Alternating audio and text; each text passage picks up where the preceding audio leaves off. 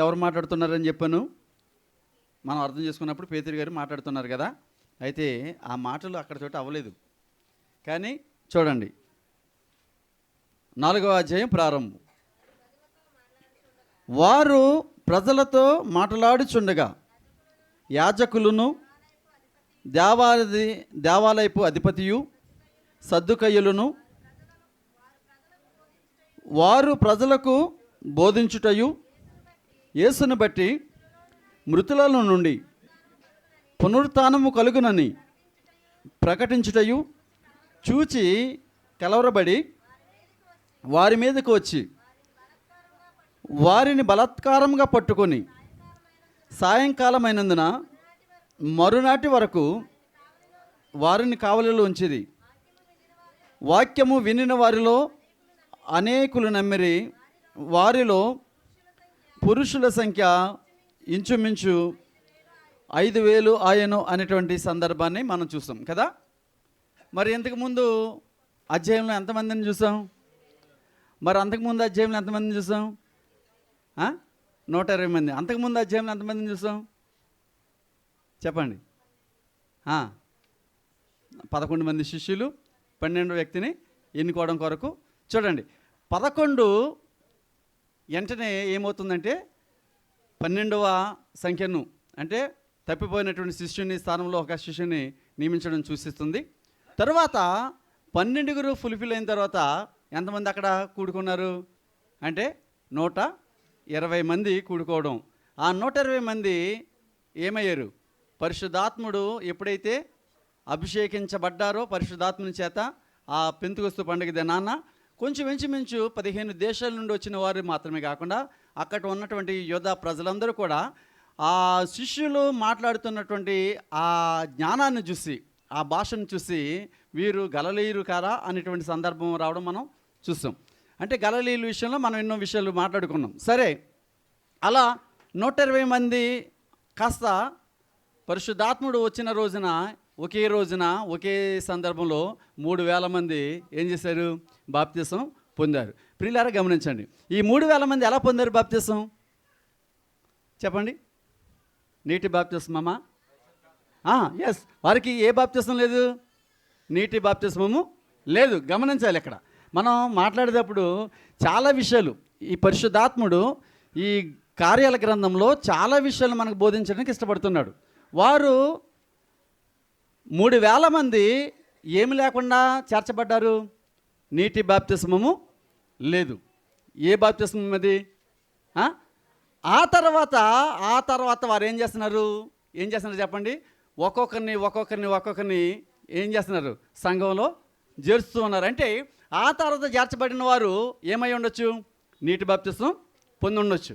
వారికి అప్పటికి ఇంకేం లేదక పరిశుద్ధాత్మ బాప్తిస్మము లేదు. ఎందుకంటే పరిశుద్ధాత్ముడు ఉన్నాడనే సత్యముతో వారు తండ్రి కుమార పరిశుద్ధాత్ముని నామములో బాప్తిస్మం పొంది ఉంటారు. కానీ 3,000 మందికి కలిగిన ధన్యత ఏంటంటే వారు నీటి చేత అనే దానికంటే పరిశుద్ధాత్మ అభిషేకం చేత వారు బాప్తిస్మం పొందారు అని చెప్పడానికి చాలా సంతోషించవచ్చు. ఎంతటి గొప్ప కార్యాలు.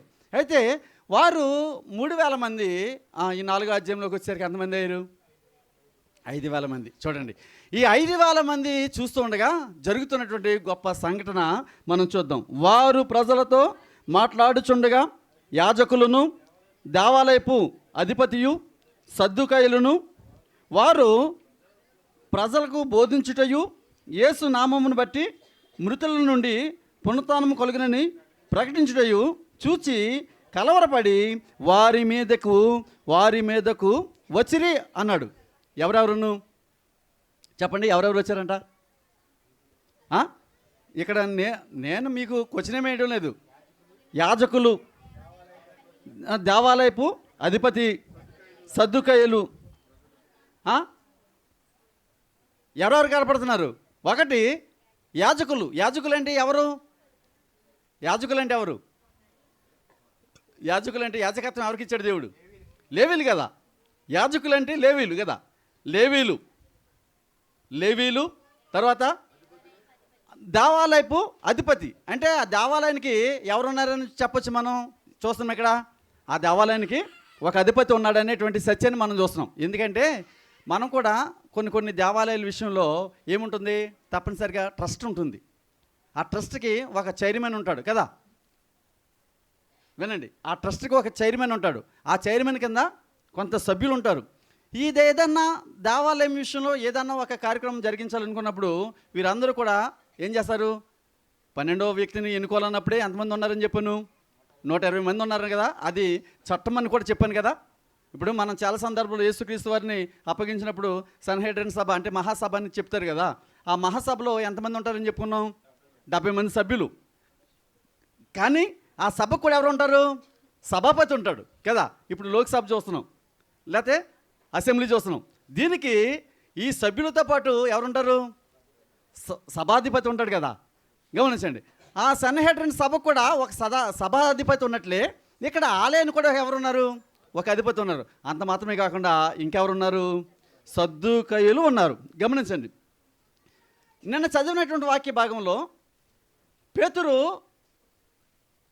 ఒక సందర్భాన్ని మెన్షన్ చేస్తూ, ఏ సందర్భాన్ని, శృంగార దేవాలయపు ద్వారబంధం దగ్గర జరిగినటువంటి ఒక అద్భుతాన్ని. అంతకుముందు ఏం చెప్పాడు, అపోస్తులు అనేక సూచక్రియలు మహత్కార్యాలు చేశారని చెప్పాడు కదా. ఆ సందర్భాన్ని ఎందుకు చూపించాడంటే, వారు దేనికి సంకేతంగా కాపాడుతుందని చెప్పాను, అన్యులకు దూరమైనటువంటి ఈ సువార్తను దగ్గర చేయడానికి మధ్యన ఉన్నటువంటి ఆ అడ్డుగా ఉన్నటువంటి ఏ స్థలం అది, సొలొమోను మండపం అనేటువంటి ఖాళీ స్థలం ఏదైతుందో అది ఎవరికి దూరంగా ఉంది చెప్పండి, ఒక అన్యుడు ఆలయంలో ప్రవేశించడానికి దూరంగా ఉందని చెప్పి దానిని దాటుకుంటూ ఒక అన్యుడు దేవాలయంలోకి వెళ్ళి దేవుని స్తుతించాడు అనేటువంటి సందర్భాన్ని అది మనకు ఆపాదిస్తూ కదా ఒక చక్కని సందేశాన్ని ఆ బైబిల్ గ్రంథంలో మనల్ని కూడా చూపిస్తూ పేతురు గారు లూకా గారు ఆ సందర్భాన్ని చూపిస్తాడు. ఇక్కడ కూడా ఓ సందర్భాన్ని మాట్లాడుతున్నాడు ఏంటంటే, అక్కడ ఉన్నటువంటి యాజకులు, దేవాలయపు అధిపతియు, తర్వాత సద్దుకాయలు అనేటువంటి మాటను ఎందుకు మాట్లాడుతున్నాడు అంటే వినండి. ఇప్పుడు యేసుక్రీస్తు వారు పరిచర్య చేసిన దినాల్లో ఎవరెవరు ఉన్నారు, శాస్త్రులు, పరిసయ్యులు, సద్దుకాయలు, వీరందరూ కూడా ఉన్నారు కదా. వీరందరూ కూడా ఏం చేసేవారు, యేసు ప్రభుని ఏం చేశారు, ఎప్పుడు కూడా ఇరకాటను పెట్టడానికే చూశారు. ఎప్పుడు కూడా ఆయన్ని హింసించాలని, బంధించాలని, బాధించాలని ఆ విషయంలోనే చూసేవారు తప్ప యేసుక్రీస్తుని ఏ రోజు కూడా అంగీకరించలేదు. ఆయన చెప్పినటువంటి ఆ అమూల్యమైన సందేశాన్ని వారి జీవితాలను అద్భుతంగా మార్చడానికి దేవుడు ఈ లోకానికి వచ్చాడు, దేవుడు తన కుమారుని ఈ లోకాన్ని పంపించాడు అనేటువంటి సత్యానికి వారు చెవియొగ్గక, వారి హృదయాలు ఇంకా ఆయన వాక్యం వైపు తిరగక వారు కఠినులై మరీ యేసుక్రీస్తు వారికి ఆటంకంగా మారారు. అయితే ఇక్కడ ఈ పరిచర్యకు ఎవరి పరిచర్యకు ఇప్పుడు ఎవరు పరిచర్య చేస్తున్నారు, పేతురు కదా. పేతురు, యోహానులు అంటే ప్రాముఖ్యంగా పేతురుగానే ప్రస్తావించడానికి కారణం కూడా మనం చెప్పుకున్నాం. పేతురు అనేటువంటి ఆ బండ మీద ఈ సంఘాన్ని కట్టతాను అని చెప్పేసి మత్తయి సువార్త 16వ అధ్యాయంలో మనం చాలా సందర్భంలో చూసాం. ఆ సందర్భాన్ని పునస్కరించుకుని దేవుడు యేసుక్రీస్తు వారు ఏ వాగ్దానం అయితే చేశాడో ఆ వాగ్దానం తగిన కాలం ముందు నెరవేర్చబడడానికి ఇక్కడ పేతురు ఒక మూల స్తంభంగా నిలబడుతూ ఆయన మాట్లాడడం, ఆయన ప్రసంగం చేయడం, అద్భుతాలు చేయడం యేసునామంలో ఇది చూస్తున్నాం. అయితే ఇక్కడ మత్తయి శుభవార్త మనం ఒకసారి చూడండి, 22వ అధ్యాయము 23వ వచనం చూద్దాం ఒకసారి. మత్తయి శుభవార్త 22వ అధ్యాయము 23వ వచనం చూడండి ఒకసారి. పునరుద్ధానము లేదని చెప్పేది సద్దూకయ్యులు ఆ దినమున ఆయన యొద్దకు వచ్చి, ఎవరి యొద్దకు, అక్కడ యేసుక్రీస్తు వారి దగ్గరికి వచ్చారు కదా. వచ్చి బోధకుడా ఒకడు పిల్లలు లేక చనిపోయాను. ఈ సందర్భాన్ని మనం ఎప్పుడు చదవం చెప్పండి, మీకు గుర్తుందా? ఈ వాక్యాన్ని ఎప్పుడు చదవం? లెసన్ ప్యాడ్లు చూడండి ఒకసారి. సండే కాదు, సండేనా సాటర్డేనా? సాటర్డే చదవం కదా. ఎవరింటి దగ్గర చదవం? చర్చిలోనే చదవం, ఎవరింటి దగ్గర కాదు కదా. నేను ఒకవేళ మిమ్మల్ని మిస్లీడ్ చేసినా కానీ ఆ దినమున ఎవరి వద్దకు వచ్చారు, యేసు వద్దకు వచ్చారు. ఎవరు వచ్చిన వారు? సద్దుకాయలు. వారి విశ్వాసం ఏంటి? పునరుత్థానము లేదు అనేటువంటి విశ్వాసంతో వారు ఉన్నారు. మనం చాలా సందర్భాలు చూస్తాం ఈ విషయాన్ని.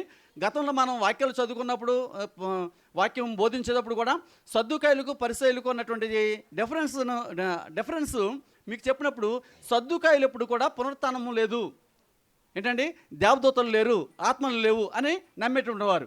పరిసయ్యులు ఏం నమ్ముతారు? పునరుత్థానము ఉంది, ఆత్మలు ఉన్నాయి, దేవదూతలు ఉన్నారు అని నమ్మేటువంటి తెగ పరిసయ్యులు. ఇక్కడ మనం చూసినట్లయితే ఎవరు వచ్చారంటే ఇక్కడికి పేతురు దగ్గరికి? సద్దుకయ్యులు కూడా వచ్చి ఏమని అంటున్నారు? పునరుత్థానము కలుగునని ప్రకటించుటయు చూచి కలవరపడిరి అంటాడు కదా. ఎక్కడ? అపోస్తలుల కార్యాల గ్రంథం 4వ అధ్యాయము 2వ వచనంలో. అంటే పునరుత్థానం గురించి ఎవరు మాట్లాడుతున్నారు చెప్పండి? ఎవరు మాట్లాడుతున్నారు ఇక్కడ?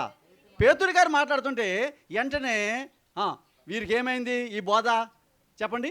వ్యతిరేకంగా వారికి తాకుతుంది. అదేంటి, అసలు మనం పునరుత్థానం లేదని నమ్ముతాం కదా, వీరేంటి పునరుత్థానం ఉందంటున్నారు, అది అంటున్నారు, ఇది అంటున్నారు అని చెప్పేసి వెంటనే వారు ఎవరెవరు చెప్పండి? లేవీలంటే ఎవరు? లేవీలంటే ఎవరు? యాజకులే కదా. యాజకులు చూడండి ఎంత అగ్రగామి ఉన్నవారు వచ్చి ఈ బోధకు ఆటంకం కలుగుతుందో చూడండి. ఆ యాజకులు అసమసి మనుషులంటే సాధారణ పౌరులంటే అనుకోవచ్చు, కానీ ప్రధానులే వీరు, ఆలయానికి ప్రధానులు. ఇక్కడ లేవీలు అంటే యాజకులు, తర్వాత దేవాలయాధిపతి, తర్వాత సద్దుకాయలు. ప్రాముఖ్యంగా ఈ సద్దుకాయలు వచ్చి నువ్వు ఏ అధికారము చేత ఈ పనిని చేస్తున్నామని చెప్పేసి వారిని నిలదీయడానికి వచ్చినప్పుడు అక్కడ కొంచెం ఇంచుమించు ఎంతమంది ఉన్నారు చూడండి. అంటే దేవుని ఆ పరిశుద్ధాత్మని కార్యాలు ఏమవుతున్నాయి?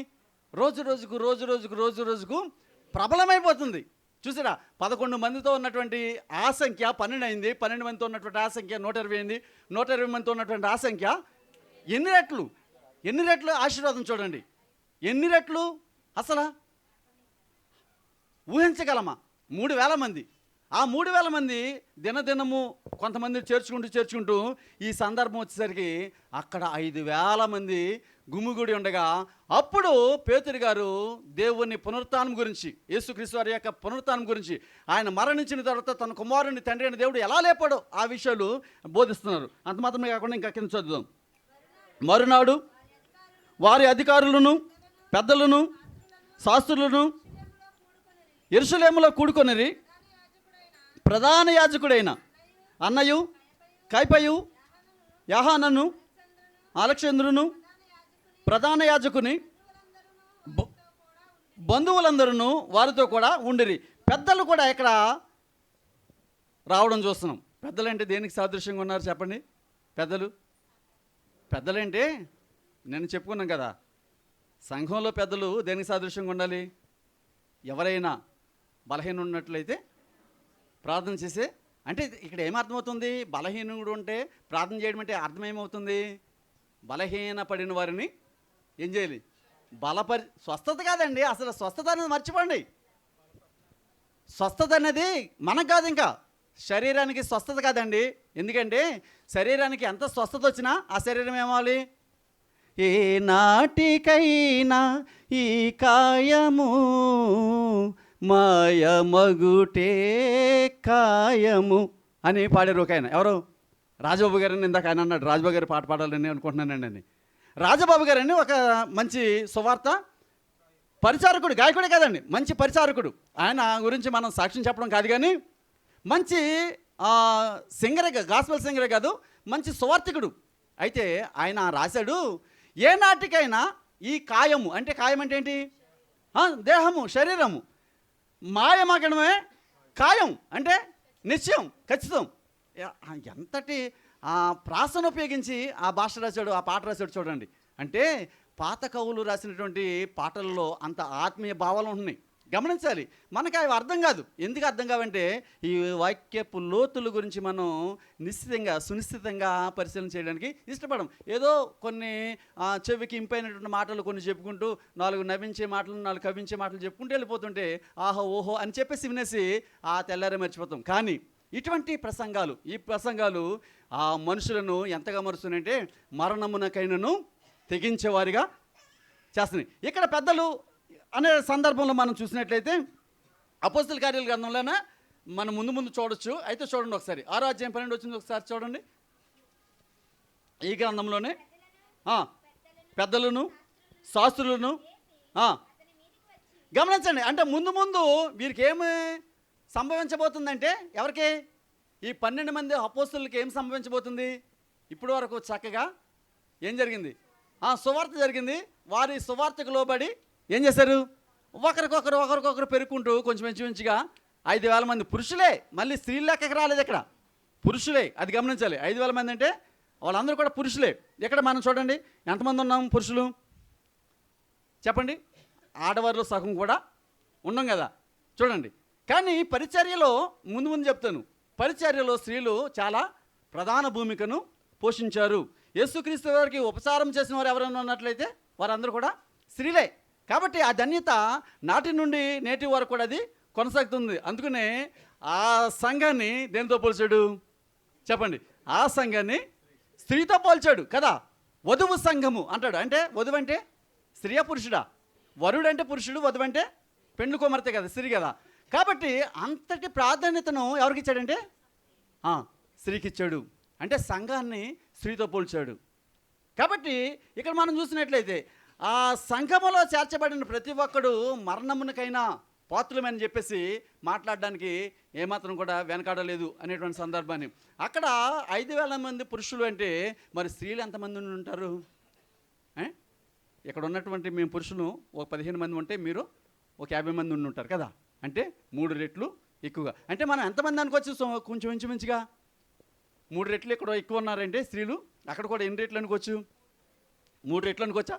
పోనీ అనుకుంటే పోనీ సగానికి సగం అనుకోవచ్చా? పోనీ కనీసం 5,000 అనుకోవచ్చు, 10,000 అనుకోవచ్చు, 15,000 అనుకోవచ్చు, పైన ఎంతైనా అనుకోవచ్చు కదా. అంతటి ఆధిక్యాన్ని దేవుడు ఇచ్చాడు. అయితే అక్కడ పురుషులను ప్రత్యేకించి మెన్షన్ చేయడానికి కారణం ఏంటంటే సంఘంలో ఎలా పెరుగుతూ వచ్చారు. సంఘాన్ని పెంచి పోషించాల్సిన బాధ్యత పురుషుల మీద కూడా చాలా ఉన్నతంగా ఉందని చెప్పడానికి చెప్పిన మాటలు. ఇంకా చూసినట్లయితే ఆ 6వ అధ్యాయం 12వ వచనం అన్నాం కదా, అది ముందు చూద్దాం. చదవండి. ఇక్కడ మరునాడు వారి అధికారులను పెద్దలను శాస్త్రులను యెరూషలేములో కూడుకొనిరి. ప్రధాన యాజకులు అయిన అన్నయు కైఫయు యాహానును. అన్న కైఫీలు ఎవరెళ్ళు? రోమాధికారులు కదా. యేసుక్రీస్తు వారిని సిలువేయడానికి వచ్చినటువంటి వారు కదా. ఈ అన్న కైఫాలు ఇద్దరు కూడా అల్లుడు మామలు. అన్న కైఫా, అన్న అన్నయేమో ఆయనేమో మామగారును, కైఫా అన్న ఆయనేమో అల్లుడి గారు అనమాట. కాబట్టి ఇక్కడ ప్రధాన యాజకుడిగా, సంఘ పెద్దలుగా, లేకపోతే సంఘాన్ని నడిపించేవారుగా, ఆ యెరూషలేము దేవాలయంలో ఓ ప్రధాన భూమికను పోషిస్తున్నవారుగా ఉన్నటువంటి వారిలో వీరు కూడా ఉన్నారు. తర్వాత వారు పేతురు యోహానుల మధ్యను నిలువ పెట్టి, మీరు ఏ బలము చేత, ఏ నామమును బట్టి దీనిని చేసితిరని అడుగగా, ఏమని అడుగుతున్నారు? ఏ బలము చేత, ఏ నామమును బట్టి. వీరు పేతురు ఏమన్నాడు?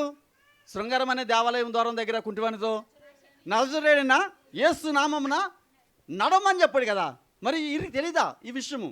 ఎందుకంటే మనం నిన్న మాటలో చెప్పుకున్నాం, ఈరోజు కూడా చెప్పుకున్నాం. ఆ సందర్భాన్ని ఎందుకు ఉటంకించాడంటే అనేక మంది ఆ వ్యక్తిని దేవాలయం దగ్గరికి మోసుకొస్తున్నప్పుడు, అనేక మంది అంటే నేను 2, 3, 4 కూడా అవ్వచ్చు అని చెప్తాను కదా. అనేక మంది అంటే 100 మంది 10 మంది అని కదా దాని అర్థం. అలా మోసుకొస్తున్నప్పుడు ఆ దేశం అంతా కూడా ఏం తెలవచ్చు ఈడు కుంటివాడు ప్రతిరోజు అక్కడికి అడుకోవడానికి మోసులపడుతున్నాడు అనేటువంటి వార్త ఆ యెరూషలేము ప్రాంతం అంతా కూడా తెలిసిద్ది కదా. తెలిసిద్దా తెలీదండి? ఇక్కడ ఏదన్నా ఒక ఆయన ఇప్పుడు అది కట్టండి. మన మీరు చూడండి మత్తయి శుభవార్తలో 21వ అధ్యాయం 23వ వచనంలో ఒక సందర్భాన్ని మనం చూస్తాం. బోధించుచుండగా ప్రధాన యాజకులను ప్రజల పెద్దలను ఆయన యొద్దకు వచ్చి, ఏ అధికారం వలన నీవు ఈ కార్యములు చేయుచున్నవని, ఈ అధికారం నీకు ఎవడిచ్చానని అడుగగా, యేసు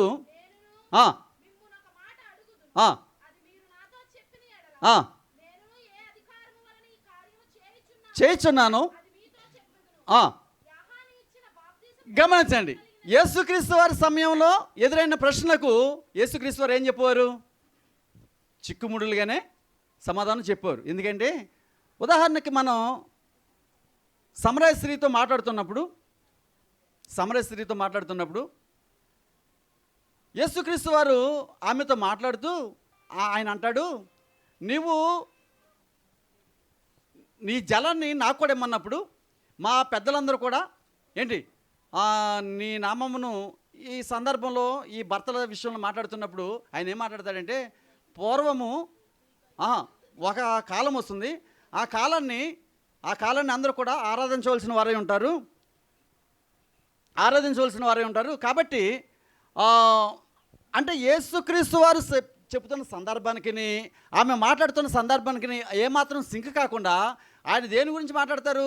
ఒక రోజు వస్తుంది, ఆ రోజు ఆత్మతో సత్యముతో మీ వారు ఆరాధించేటువంటి రోజు వస్తుందని చెప్తాడు. అంటే ఏంటి? వారు శారీరకమైన స్థితి గురించి వారు మాట్లాడుతుంటే, తండ్రి యేసుక్రీస్తు వారు ఎప్పుడు కూడా ఏ స్థితి గురించి మాట్లాడారు? ఆత్మ సంబంధమైనటువంటి స్థితుల గురించి మాట్లాడడమే మనం చూస్తుంటాం. ఇక్కడ అదే సందర్భాన్ని పేతురు గారికి ఎదురవ్వడం మనం చూస్తున్నాం. ఏమని? అక్కడ ఉన్నటువంటి యేసుక్రీస్తు వారిని ఏ రీతికి అయితే ఎవరెవరో ప్రశ్న వేశారు, అక్కడ ఉన్నటువంటి అధికారులు, పెద్దలు, శాస్త్రులు, ప్రధాన యాజకులు, వీరు ఏ నామం బట్టి దీనిని చేస్తుందని అడుగగా, పేతురు పరిశుద్ధాత్మతో నిండినవాడే అంటాడు. దేంతో నిండినవాడంట? ఆల్రెడీ పరిశుద్ధాత్ముడు ఏం చేస్తున్నాడు? పేతురు మీద పని చేసేస్తున్నాడు. అర్థమైందా? పేతుర్ని ఎలా నిలబెట్టాడు? ఇప్పుడు ఒక హీరోగా నిలబెట్టేశాడు. అంటే మరణ పాశంలో ఎదురైన జడవని వ్యక్తిగా, ఒకప్పుడు కేవలము శరీర సంబంధమైనటువంటి బాధలకు తట్టుకోలేక భయపడిన వ్యక్తి ఈ రోజున మరణము సంభవించిన, చూడండి ఈ రోజున మనం ఇందాక చదివాం కదా, మత్తయి శుభవార్త 10వ అధ్యాయము 20వ వచనం ఒకసారి చూడండి. 10వ అధ్యాయము 20వ వచనం.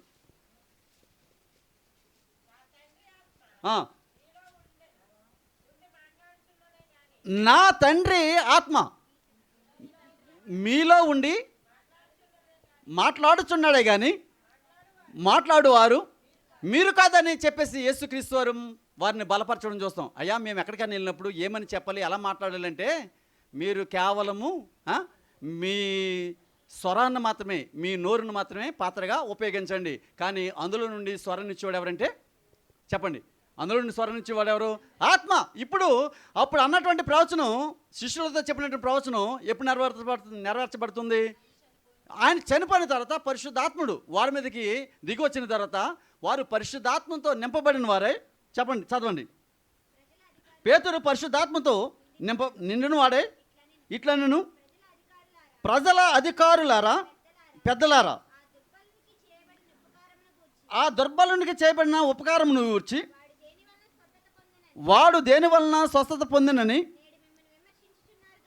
నేడు మమ్మును విమర్శించున్నారు గనుక మీరందరూ, ఇజ్రాయేలు ప్రజలందరూ తెలుసుకొనవలసినదేమనగా, మీరు సిలువ వేసినట్టు మృతులలో నుండి దేవుడు లేపినట్టు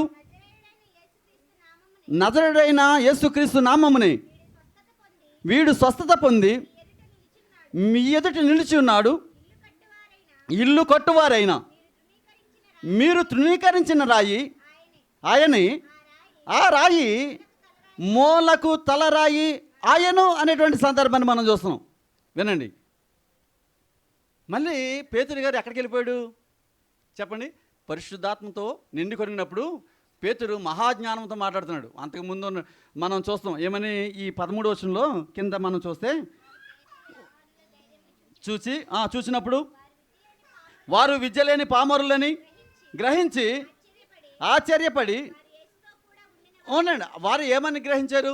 విద్య లేని పామరులని. ఇక్కడ చూసినప్పుడు ప్రియులరా ఏమని, 11వ వచనం, ఇల్లు కట్టువారు తృణీకరించిన రాయి ఆయనే, ఆ రాయి మూలకు తలరాయను అంటున్నాడు. అంటే విద్య లేని పామరులుగా ఎంచబడినటువంటి ఈ వ్యక్తులు పరిశుద్ధాత్మ. అంటే మనం ఒకటి గమనించాలి, విద్య లేని పామరులు అంటే దాని అర్థం ఏంటి? విద్య లేని పామరులు అంటే దాని అర్థం ఏంటి అంటే చదువు లేని వారని కాదు కదా. ఇప్పుడు పిల్లలు వాక్యం చదివారు, వాక్యం చదివారు, వారిని తీసుకొచ్చి నాలాగా బోధించమంటే, లేకపోతే సంఘ పెద్దలాగా బోధించమంటే ఏం చేస్తారు వారు చెప్పండి? మరి వాక్యం చదివారు కదా. అంటే ఇక్కడ మనం చూడాలి, యోదయ ప్రాంతం గురించి, తర్వాత సమరయ ప్రాంతం గురించి, తర్వాత గలిలయ ప్రాంతం గురించి మనం చూసినప్పుడు యోదయ ప్రాంతంలో ఎటువంటి వారు ఉన్నారనుకున్నాం చెప్పండి? యోదయ ప్రాంతంలో దేవుని ప్రజలు కాదు, యోదయ ప్రాంతంలో ఎవరు ఉన్నారంటే మనం చదువుతున్నటువంటి శాస్త్రులు, పరిసయ్యులు, పెద్దలు, సద్దుకాయులు, వీరందరూ విద్యార్థికులు, తర్వాత ఆస్తిపరంగా సంఘములో ఆ దేవాలయంలో ఉన్నతమైనటువంటి పదవులను అధిరోహించిన వారుగా ఉన్నారు కదా. అయితే మరి సమరయ ప్రాంతాన్ని మనం చూసినప్పుడు వారు దేవుని అంగీకరించిన ప్రజలుగా ఉన్నారని చెప్పాం. గలిలయ ప్రాంతాన్ని చూసినప్పుడు వారు యేసుని వెంబడించిన వారుగా చూసాం కదా. యేసుని వెంబడించిన వారుగా యేసు ప్రభు పిలవగానే వచ్చి చేపలు పట్టి జాలను పిలిచి చూసి మనము మత్తయి శుభవార్త 4వ అధ్యాయంలో ఈ విషయాన్ని మనం చూస్తాం. సరే, ముందు చూద్దాం, అవసరం అయితే నేను అది కూడా చూపిస్తాను. అయితే ఇక్కడ మనం చూసినప్పుడు ఈ విద్య లేని పామరులు ఎవరిని కోట్ చేస్తున్నారంటే దావీదు గారిని కోట్ చేస్తున్నారు. చూడండి ఒకసారి దావీదు గారు మాట్లాడిన మాటల్లో 118వ కీర్తన 22వ వచనం ఒకసారి చదవండి. 118వ కీర్తన 22వ వచనం. ఇల్లు కట్టువారు నిషేధించిన ఈ రాయి మూలకు తలరాయి ఆయను అనేటువంటి మాట మనం చూస్తాం. ఎక్కడికి వెళ్ళిపోయినా మనం ఈ అపోస్తల కార్యాల గ్రంథంలో చాలా ప్రాఫెసీస్ నెరవేరడం మనం చూస్తుంటాం కదా. ఇది ఒక ప్రాఫెసీ. ఇప్పుడు ఈ 4 అధ్యాయం కూడా నిన్న 3 అధ్యాయం ఎన్ని చూసాం? 4 ప్రాఫెసీస్ చూస్తాం కదా. చూసామా? చాలా సందర్భాలు ఇలా ఈ ప్రతి అధ్యాయంలోనూ ఈయన మన పితరులను టచ్ చేయడం, వారి మాటలు టచ్ చేయడం, వారి అనుభవాలు టచ్ చేయడం, ఈ విషయాలు మనం చూస్తున్నాం. ఇక్కడ కూడా 118వ కీర్తన అంటున్నాడు, మీరు ఇల్లు కట్టువారు నిషేధించిన రాయి మూలకు తలరాయి ఆయను, అది యెహోవా వలన కలిగెను, అది మన కన్నులకు ఆశ్చర్యము. ఇది యెహోవా కాదు, ఇక్కడికి వచ్చండి, 11వ వచనం కాడికి వచ్చండి, 12వ వచనం చదవండి. మరి ఎవరిని వలన రక్షణ కలగదు, ఈ నామమునే మనము రక్షణ పొందవలను కానీ ఆకాశం క్రింద మనుషులలో మరి ఏ నామమున రక్షణ పొందలేమని అనెను. వినండి, రక్షణ ఎవరి వలన అంటున్నారు మళ్ళా? ఏ నామం? అది నజరుడైన యేసు. వారు అసలు నువ్వు ఏ అధికారంతో ఎలా మాట్లాడుతున్నావంటే వారు పదే బోధనలో చూడండి ప్రశ్నించడానికి వచ్చారు, ఇంతమంది గుంపుకు వచ్చారు అని ఏం చేయాలి చెప్పండి? ఒకడు మాట్లాడేటప్పుడు 10 మంది వచ్చారు, ఏమవుతాడు? భయపడతాడా? భయపడ్డా? వాడికి వ్యతిరేకంగా 10 మంది వచ్చారనుకోండి, కుక్క ఒకటే మురుగుద్ది, దానికి ఎదురుగా 4 కుక్కలు వచ్చినట్టు ఏం చేస్తుంది? ఎంత ధైర్యం కుక్క ఉన్నా సరే, ఎంత లీటర్ అనుకున్నా సరే, ఇదేమవుతుంది? ఇక్కడ మనం చూసినప్పుడు కానీ వీరిలో కలుగుతున్న గొప్ప పెను మార్పు ఏంటంటే వారు ఎంతమంది వచ్చినా ఏ అధికారంతో వచ్చినా ఏం చేయడం లేదు, భయపడడం లేదు. ఎందుకంటే పరిశుద్ధాత్ముడు వారిని దేనికి సిద్ధపడి చేస్తున్నాడు చెప్పండి? మరణానికే కాదు, నిత్య రాజ్యానికి. ఏనండి, ఎందుకంటే వారి కొరకు నియమింపబడినటువంటి ఆ సింహాసనం మీద ఆసీనులై ఇజ్రాయేల్ 12 గోత్రాల వారికి తీర్పు తీర్చడానికి వీరిని ఏం చేస్తున్నాడు? ఎందుకంటే సుఖం అనేది కష్టపడకుండా రాదండి. మనం ముందే సుఖపడితే మన అవసాన దినాన్ని ఏమవుతుంది చెప్పండి? అంత కష్టకాలం అవుతుంది. కాబట్టి చాలామంది ఏం చేస్తారంటే వయసు ఉండగా సంపాదించుకుని ముసలితనం వచ్చేసరికి ఏం చేయడానికి ఇష్టపడతారు? సుఖపడడానికి ఇష్టపడతారు. కానీ ఇక్కడ జరుగుతున్నది ఏంటంటే కలగబోయే మహానందంలో వారు పాలువాగిస్తులు కాకుండా సింహాసనాధీశులై ఉండడానికి ఇక్కడ శారీరకంగా కలగబోయేటువంటి ఆ శ్రమలను వీరు ఎంత మాత్రం కూడా ఏం చేయడం లేదు, లెక్క చేయడం, ఎన్నిక చేయడం లేదనేటువంటి సందర్భం మనం ఇక్కడ బహుతేటగా చూడగలం. చదవండి ఇంకా. వారు పేతురు యోహానులను ధైర్యం చూసినప్పుడు వారు ఏమని చెప్పారు? విద్య లేని పామరులు అన్నాడు కదా. చూడండి మత్తయి శుభవార్త 4వ అధ్యాయంలో ఈ సందర్భాన్ని మనం చూస్తాం. 14వ వచనం నుండి చూడండి ఒకసారి, 18 నుండి చూడండి. ఎలాగా? యేసు గలిలయ సముద్ర తీరమున నడుచుచుండగా, అంటే ఇప్పుడు ఈ పేతురు సీమోను మనం ఎక్కడికి చూస్తున్నాం? ఎక్కడ చూస్తున్నాం? గలిలయ ప్రాంతంలో చూస్తున్నాం కదా. యేసు ఆ గలిలయ సముద్ర తీరాన్ని నడుస్తున్నప్పుడు ఎవరెవరు? సీమోను. సీమోన్ అంటే అర్థం ఏంటి? నో, సీమోన్ అంటే అర్థం ఏంటి? పేతురు కాదు, ఆ పేతురికి ఇంకొక పేరే సీమోను. అసలు సీమోన్ అంటే అర్థం ఏంటి? సీమోన్ అంటే ఎగిరిపోవు ఇసుకని అర్థం. వినండి, ఎగిరిపోవు ఇసుక. ఎవరు? సీమోను ఎగిరిపోయి ఇసుక లాంటి వాడు. కానీ ఆ ఎగిరిపోయి ఇసుక లాంటి వాడిని దేవుడు ఎలా నిలబెడుతున్నాడు? ఒక బండగా చిన్న రాయి కదండి, ఇక బండ. ఈ బండను ఎవరు ఏం చేయలేరు? పాతాళలోక దూరములు నీ ఎదుట నిలబడవారిని యేసుక్రీస్తు వారు ఎవరితో వాగ్దానం చేశాడు? పేతురుతో. ఆ మాటలు ఇతన్ని ఎంతగానో బలపరిచాయి. ఇక్కడ చదవండి, ఆ గలిలయ సముద్ర తీరాన మరలా చదవండి. నడుచుచుండగా పేతురు అనబడిన సీమోను అతని సహోదరుడైన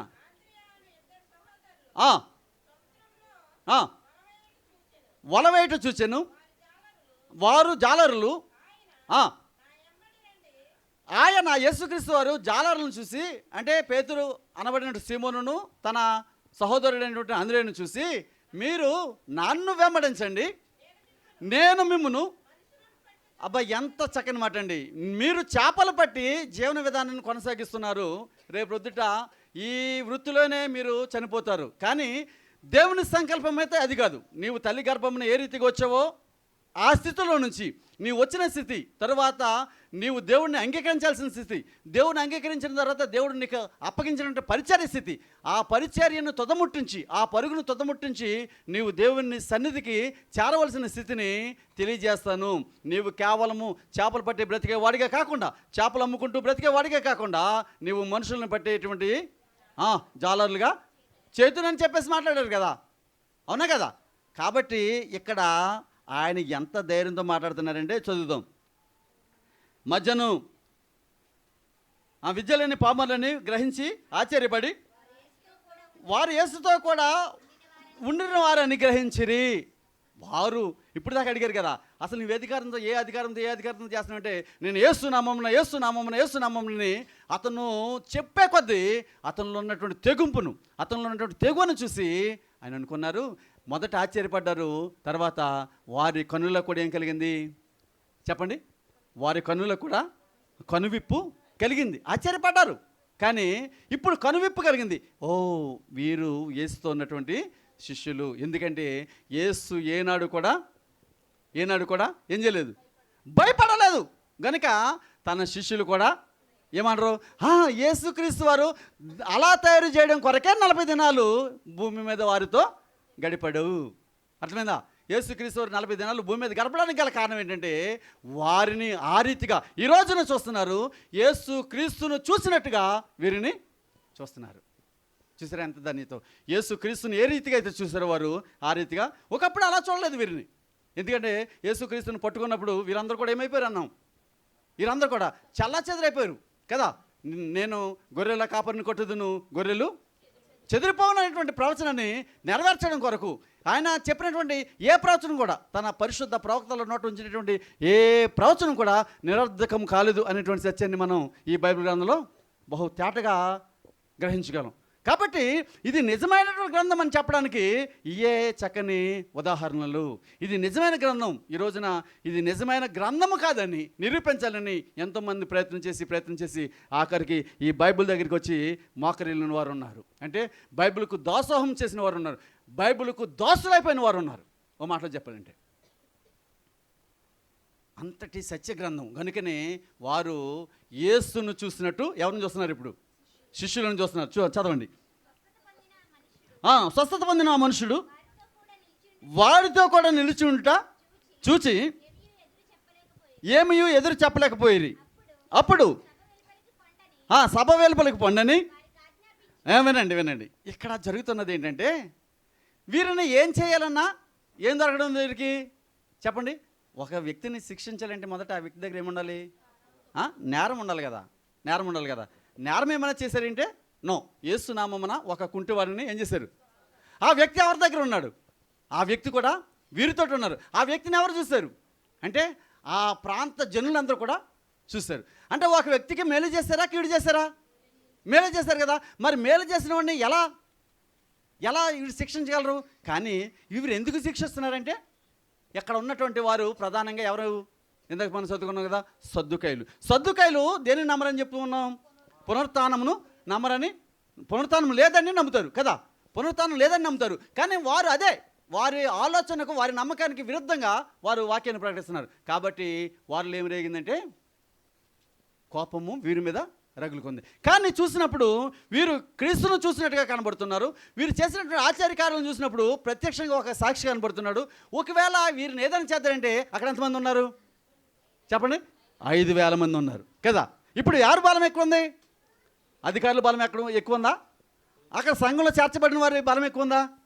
సంఘంలో చేర్చబడిన వారి బలం ఎక్కువ ఉంది కదా. కాబట్టి వీరు ఏం చేయగలరు? ఏమి చేయలేక ఏమన్నారంటే, మనం చూడండి, ఏదన్నా ఒక తగ్గు జరుగుతున్నప్పుడు అక్కడ ఉన్నట్టు పెద్దలు ఏం చేస్తారంటే, అరే బాబు నూరా నూరా నూరా అని చెప్పేసి పెద్దల్ని బయటికి తీసుకెళ్ళి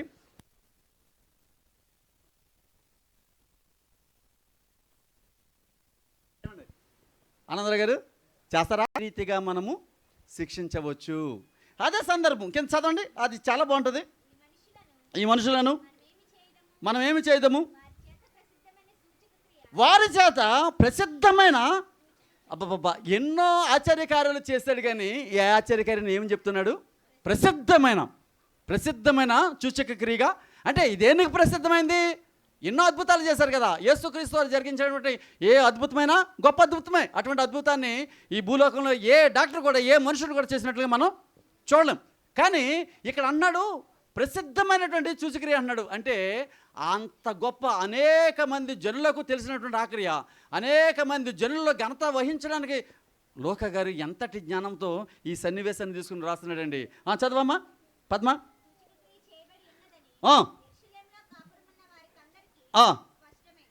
చూడండి, ఇప్పుడు అందరికా యెరూషలేములో కాపురం ఉన్న చిన్న పిల్లవారి నుండి ఎక్కడి వరకు? వృద్ధాప్యంలో ఉన్నవారి వరకు, తర్వాత మంచాల మీద నుండి లెగలేని వారికి కూడా ఈ విషయము ఎరికే. అది జరగలేదని చెప్పజాలము. అయినను ఇది ప్రజలలో ఇంకా, అంటే యేసు నామమున వీళ్ళు అద్భుతాలు చేయడం, అందున పునరుత్థానం ఉందని, యేసుక్రీస్తు పునరుత్థానుడై పరలోకానికి వెళ్ళిపోయాడు. అంటే మరి వారి సద్దుకాయలకి లేదు కదా, ఏది లేదు, పునరుత్థానం ఉందనేటువంటి విషయము లేదు. అంటే ఒకటి ఉంది, ఏముంది? మానవునికి రెండో జన్మ ఉంది. రెండో జన్మ ఏంటది? రెండో జన్మ అంటే ఏంటి? దేవుడు నిత్యరాజ్యంలోకి వెళ్ళేటువంటి మరలా మనం కూడా బోధకులు ఏం చెప్తారు? నువ్వు ఒకసారి చనిపోయావా, 2 సార్లు చనిపోయావా అంటే, నేను చనిపోలేదు కదా, ఒకసారి చనిపోయా 2 సార్లు చనిపోయాడు అంటారేంటి? అంటే ఒకసారి చనిపోవడం అంటే ఏంటి? ఇప్పుడు ఆఖరి చనిపోవడం. 2 సార్లు చనిపోవడం అంటే ముందుగానే. నికోదేము మాట్లాడతాడు కదా, ఒక ముసలివాడైన వ్యక్తి తల్లి గర్భం మళ్ళా ఒక క్రొత్తగా జన్మించాలంటే తల్లి గర్భాన ఎలా వస్తాడు అన్నాడు కదా. మరి క్రీస్తు వారు చెప్పింది ఏంటి? ఒకడు నీటి మూలముగాను ఆత్మ మూలముగాను జన్మించాలన్నాడు. అంటే క్రైస్తవునికి నీటి మూలముగా జన్మించినటువంటి జన్మము మొదటి జన్మం అయితే, ఆ రోజున బాప్టైజ్ చేయబడినటువంటి దినము, పాతిపెట్టబడిన దినం అయితే అది మొదటి చావు. ఏ మొదటి చావు? శరీర సంబంధమైన జీవితానికి మొదటి చావు అయితే, రెండో చావు ఏంటి? నిజంగా ఈ శరీరము మనలో కలిసిపోయినటువంటి దినం. బాప్తిజం తీసుకున్న రోజున మొదటి జీవితం అయితే, రెండో జీవితం ఎప్పుడు? పునరుత్థానం కలిగేటువంటి నిత్య జీవితం. కాబట్టి ఈ విషయాలు మనం చాలా స్పష్టంగా తెలిసిన వారమే. ఇక్కడ మనం చూసినట్లయితే ఆ సందర్భాన్ని పునస్కరించుకుని మాట్లాడతాడు. అయినను ఇక మీదట ఈ నామమును బట్టి ఏ మనుషులతోనైనాను మాట్లాడకూడదని వారిని ఏం చేయాలి? బెదిరించాలి, జడిపించాలి. అరే అబ్బాయి, ఇప్పుడు వరకు చేశారు కానీ ఇక మీరు పిచ్చి పిచ్చి చేస్తారు. ఇక అబ్బాయి, యేసు లేడు, క్రీస్తు లేడు, దెయ్యం లేదు, దేవత లేదు, పునరుత్థానం లేదు, ఏం లేదు, ఇక మీరు ఏదో చేశారు, తెలుసుదారో మిమ్మల్ని క్షమించేస్తున్నాం పొండి కదా అని చెప్పేసి బెదిరిపెట్టవాలని చెప్పుకునేది. అప్పుడు వారిని పిలిపించి మీరు యేసు నామమును బట్టి మాట్లాడకూడదు, బోధింపకూడదని వారికి ఆజ్ఞాపించిరి. అందుకు పేతురును యాహానును వారిని చూచి దేవుని మాట వినండి, దేవుని మాట వినుట కంటే మీ మాట వినుట దేవుని దృష్టికి. ఇప్పుడు ఎవరి దృష్టికి వీరు అనుకూలంగా ఉండాలి? ఎవరి చిత్తాన్ని జరిగించాలి? దేవుని చిత్తం జరిగించాలి, దేవుని దృష్టికి అనుకూలుగా ఉండాలి. మరణమైన, ఖడ్గమైన, ఉపద్రవమైన, ఏమండి, ఏదేమైనా క్రీస్తును బోధించే, క్రీస్తు సువార్తను బోధించే, క్రీస్తు యొక్క విజయాలను బోధించే పనిలో మేము మీ మాట కంటే కూడా దేవుడు అంటే క్రీస్తు మాకు అప్పగించినటువంటి ఈ పనిని పరిశుద్ధాత్ముడు మాలో ఉండి కార్యసాధకాలు చేస్తుండగా ఆ కార్యములను వివరించక మేము మనమనేటువంటి సంకేతాలను వారికి ఇస్తున్నాం. చదవండి. మీరే చెప్పుడి. మేము కన్నవాటిని విన్నవాటిని చెప్పక ఉండలేమని వారికి ఉత్తరం ఇచ్చిరి. గనుక సభవారు ప్రజలకు భయపడి వీరిని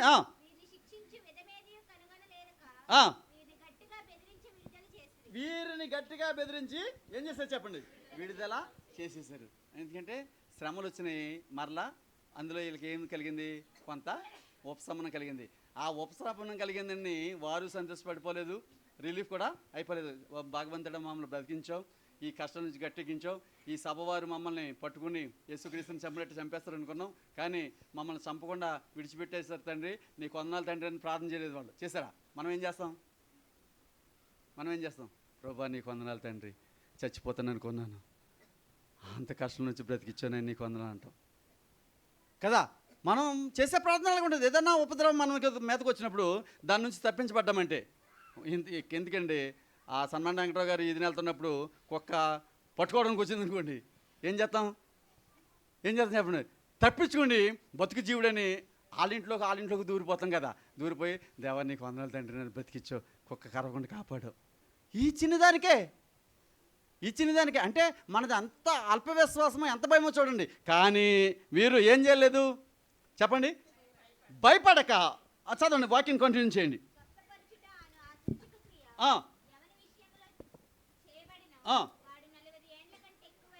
వినండి, ఆ కుంటివాడు ఎన్ని సంవత్సరాల వయసు వాడట?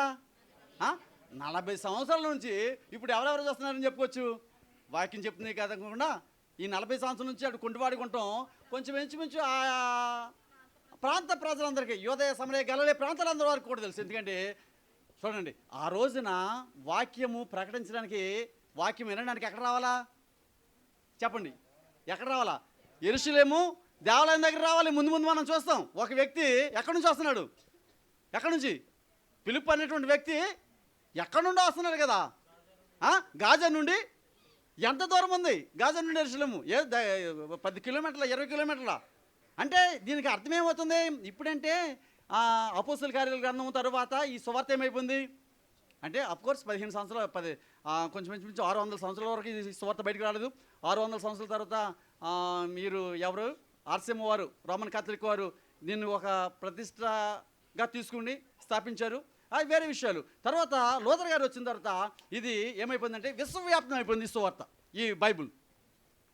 ఈ లూథర్ గారు వచ్చిన తర్వాత ఈ బైబిల్ విశ్వవ్యాప్తం అయిపోయింది. కానీ అంతకుముందు ఇది అంత తెలియలేదు. అయితే ఇక్కడ నేను చెప్తున్న విషయం ఏంటంటే, ఆ రోజు ఆ బోధ ఎక్కడ దొరికేది? కేవలము యెరూషలేము దేవాలయంలోనే దొరికేది. అంటే వాక్యం వినడానికి వారందరూ కూడా ఎక్కడ రావాలి? యెరూషలేము దేవాలయానికి రావాలి. కనుక యెరూషలేము దేవాలయానికి వచ్చినప్పుడు ఎవరిని చూస్తారు? ఆ కుంటివాడిని చూస్తారు కదా. అరే పాపం వీడి జీవితం ఎలాగైపోయిందంటారా, ఆ రోజు చూస్తున్నాం అంటారు. కానీ సాయం చేసేవాడు ఎవరన్నా ఉన్నాడా? ఎవరు లేడు. అడుగు తోసింది ఏదో రూపాయి పాప ఇచ్చుకుంటే వెళ్ళొచ్చు, ఏమండి. కానీ వాడు ఆ దీనస్థితిలో నుంచి లేపినోడు ఎవరు అంటే దేవుడు. ఇక్కడ చదవండి త్వరగా, చాలా టైం అయిపోతుంది. వారు విడుదల ఉంది,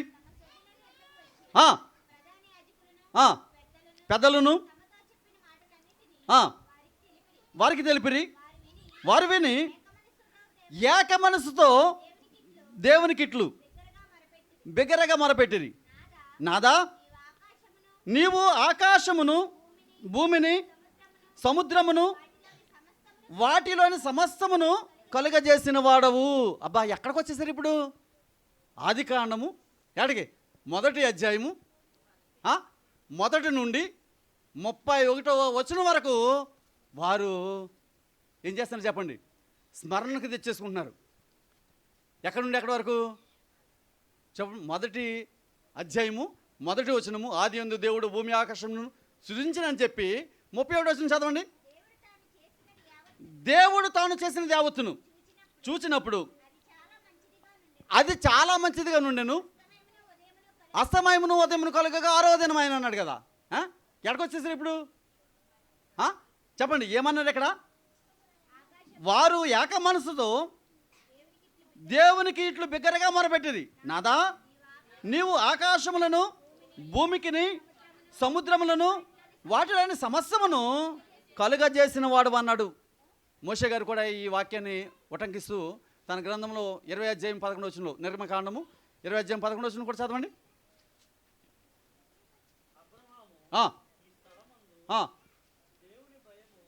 20:11 6 దినములలో యెహోవా ఆకాశమును భూమియు సముద్రమును వాటిలో సమస్తమును సృజించి అన్నాడు కదా. ఇప్పుడు ఎవరి రెఫరెన్స్లు కోట్ చేస్తున్నారు వీళ్ళు? చెప్పండి, ఎవరి రెఫరెన్సులు?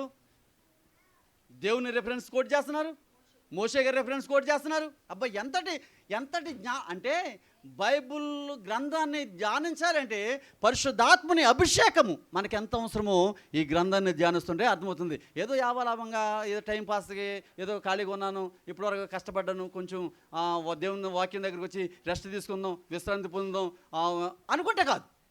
ఇంత అనుభవం రావాలంటే పరిశుద్ధాత్మని అభిషేకము మనకు చాలా అవసరమై ఉన్నది. అందుకనే ఈ పరిశుద్ధాత్మని కార్యముల గ్రంథము బైబిల్లో ఎంత ప్రాముఖ్యమో వివరిస్తుంది. ఈ గ్రంథం లేకపోతే నాటి నేటి చరిత్ర మనకు తెలీదు అనడానికి చక్కని ఉదాహరణలు తీసుకుని ఈ రచయిత మనకు బోధించడానికి ప్రయత్నం చేస్తున్నాడు. తలలు వంచని ప్రార్థన చేద్దాం.